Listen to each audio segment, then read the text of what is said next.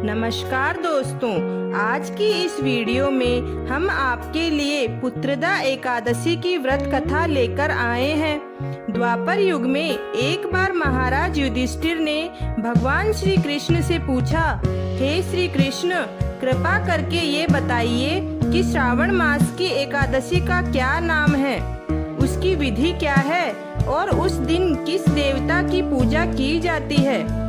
तब भगवान श्री कृष्ण कहते हैं, भ्राता युधिष्ठिर, आपका प्रश्न बहुत उत्तम है। श्रावण एकादशी को पुत्रदा एकादशी कहा जाता है। इस दिन सभी मनोकामनाओं के दाता और सिद्धियों के दाता भगवान नारायण की पूजा की जाती है। समस्त संसार में पुत्रदा एकादशी के समान कोई दूसरा व्रत नहीं है। पुत्रदा का अर्थ है पुत्र देने वाली, अर्थात निसंतान लोगों को संतान प्रदान करने वाला है यह व्रत। हे भ्राता युधिष्ठिर, अब मैं आपको पुत्रदा एकादशी के महत्व से जुड़ी हुई एक कथा सुनाता हूँ। आप ध्यान से सुनिए। एक समय भद्रावती नाम के नगर में सुकेतुमान नाम का एक राजा रहता था। उसकी पत्नी का नाम सव्या था। राजा के पास धन, दौलत, ऐश्वर्य, राज्य, किसी बात की कोई कमी नहीं थी, परंतु राजा की कोई संतान नहीं थी। इस कारण राजा और रानी दोनों चिंतित रहते थे। राजा यह सोचकर चिंतित रहता था कि बिना पुत्र के हमारे लिए पिंडदान कौन करेगा। बिना पुत्र के मैं पितृ और देवताओं का ऋण कैसे चुकाऊंगा। अवश्य ही मैंने पिछले जन्म में कोई बुरे पाप किए होंगे, इसी वजह से मैं निसंतान हूँ, मेरे कोई पुत्र नहीं है। राजा को चिंता में डूबा देख रानी भी चिंतित रहने लगी थी। एक बार राजा इतने चिंतित थे कि उन्होंने अपने प्राण त्यागने का निश्चय कर लिया, लेकिन आत्महत्या, आत्मघात को बहुत बड़ा पाप माना जाता है, इसलिए वह सोच विचार में डूबे अपना अश्व लेकर जंगल की ओर निकल पड़े। जंगल में राजा ने एक हाथी को अपनी मादा और बच्चे के साथ देखा, एक हिरण को अपनी मादा और बच्चे के साथ देखा तो राजा सोच में डूब गए कि मैंने कितने सारे यज्ञ किए, ब्राह्मणों को भोज कराया, निर्धनों को दान किया, फिर भी मुझे निसंतान होने का दुख मिला। हे प्रभु, मैं क्या करूं? ऐसा सोचते हुए राजा आगे जंगल में चलते गए। इस तरह से आधा दिन बीत गया। राजा की भूख और प्यास बढ़ने लगी। पानी की तलाश में वह सरोवर की तरफ गए। राजा ने देखा सरोवर में कमल के पुष्प खिले हुए थे, बतखें तैर रही थी।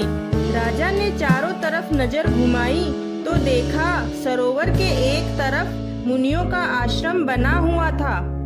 राजा की दाईं आंख फड़कने लगी। राजा को शुभ संकेत समझ आया। राजा अश्व से उतरे और ऋषियों के आश्रम में गए। राजा ने ऋषियों को प्रणाम किया। राजा को देख ऋषि मुनियों ने पूछा, राजन, आपकी क्या इच्छा है? तब राजा बोले, हे मुनिवर, आप कौन हैं और यहाँ किस उद्देश्य से आए हैं? तब मुनिवर बोलते हैं कि हम विश्वदेव हैं। आज के 5 दिन बाद संतान देने वाली पुत्रदा एकादशी है और हम इस सरोवर में स्नान करने के लिए आए हैं। तब राजन बोलते हैं, हे मुनिवर, मेरे कोई संतान नहीं है। हे मुनि महाराज, अगर आप मुझसे प्रसन्न हैं तो मुझे पुत्र प्राप्ति का वरदान दें।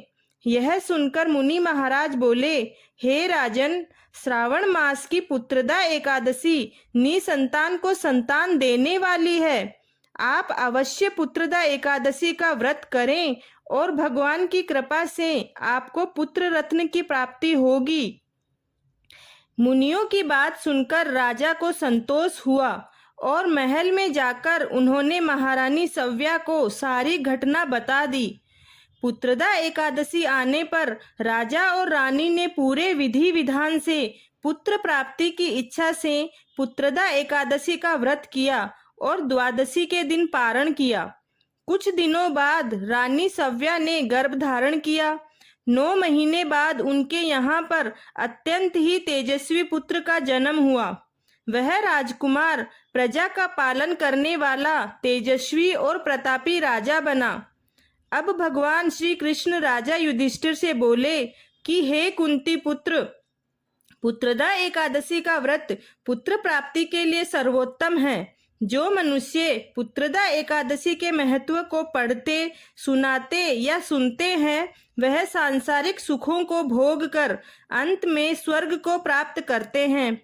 पुत्रदा एकादशी का व्रत करने वाले मनुष्य को सुबह जल्दी उठकर स्नान आदि करके दोनों पति पत्नी को स्नान के बाद भगवान नारायण का पुत्र प्राप्ति की कामना से पूरे विधि विधान से यह व्रत करना चाहिए। एकादशी की कथा करनी चाहिए और उसके बाद आरती करनी चाहिए और द्वादशी के दिन पारण करके अपने व्रत को पूर्ण करना चाहिए।